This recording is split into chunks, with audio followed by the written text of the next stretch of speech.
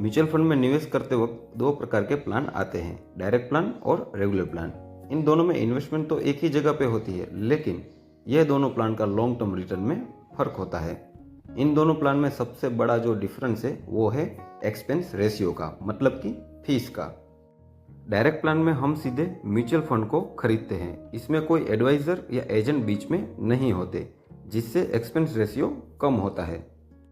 Regular plan में mutual fund में investment broker, agent या एडवाइजर के थ्रू होती है, और यहाँ पे हमारे और म्यूचुअल फंड के बीच में एक मिडिलमैन आ जाते हैं और इन्हें म्यूचुअल फंड कंपनी कमीशन देती है, जिससे इन प्लान में एक्सपेंस रेशियो ज़्यादा होता है। रेगुलर जो प्लान होता है उसका एक्सपेंस रेशियो अराउंड 1% से ज़्यादा होता है, और इसका लॉन्ग टर्म में क्या इफेक्ट होता है वो हम एग्जाम्पल से समझते हैं।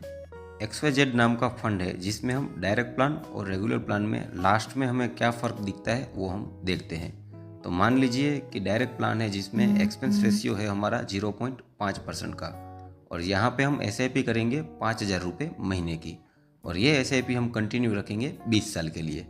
और यहाँ का ये जो फंड है उसका कंपाउंडिंग रिटर्न हम मान लेते हैं कि 15% हमको मिलता है, तो 15% में से हम निकाल देते हैं 0.5%, मतलब कि फिर हमारा रहेगा 14.5%। अभी यहाँ पे जो हमारी इन्वेस्टमेंट वैल्यू होगी वो हमारी रहेगी 12 लाख रुपए की, मतलब कि 20 साल के बाद 12 लाख का हमारा इन्वेस्टमेंट होगा।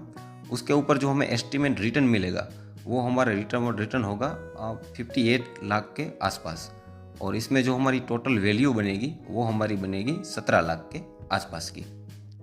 अभी देखते हैं रेगुलर प्लान में। तो रेगुलर प्लान में जो एक्सपेंस रेशियो है वो डायरेक्ट प्लान से 1% के आसपास ज़्यादा होता है। तो यहाँ पे हम मान लेते हैं 1.5% का हमारा एक्सपेंस रेशियो है। यहाँ पे भी हम सेम 5,000 की SIP करेंगे, और वो भी 20 साल के लिए।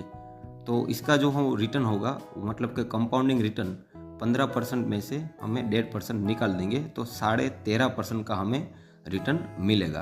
तो यहाँ पे भी सेम इन्वेस्टमेंट वैल्यू हमारी होगी 12 लाख की, और जो इसका एस्टिमेट रिटर्न बनेगा वो 49 लाख के आसपास का बनेगा, और इसका जो टोटल वैल्यू होगा वो होगा 61 लाख के आसपास, मतलब कि 9.5 लाख आसपास का हमें इसमें फ़र्क मिलेगा रिटर्न में। मतलब कि अगर सीधे हम देखते हैं तो 9,23,155 रुपये हमको डायरेक्ट प्लान से कम मिलेंगे रेगुलर प्लान में। तो दोस्तों, जब भी आप म्यूचुअल फंड को चुनें तब आप अपनी ज़रूरत के हिसाब से चुनें कि अगर आपको डायरेक्ट में जाना है या फिर रेगुलर में जाके आपको एडवाइस वगैरह चाहिए तो आप रेगुलर में जा सकते हैं, और अगर आपको थोड़ा बहुत आपको मार्केट का रिसर्च है तो आप डायरेक्ट प्लान भी चूज़ कर सकते हो।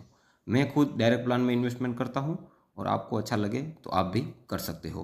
तो आज के लिए इतना ही। अगर आपको वीडियो अच्छा लगा हो तो वीडियो को लाइक कीजिए, चैनल को सब्सक्राइब कीजिए। वंदे मातरम, जय हिंद।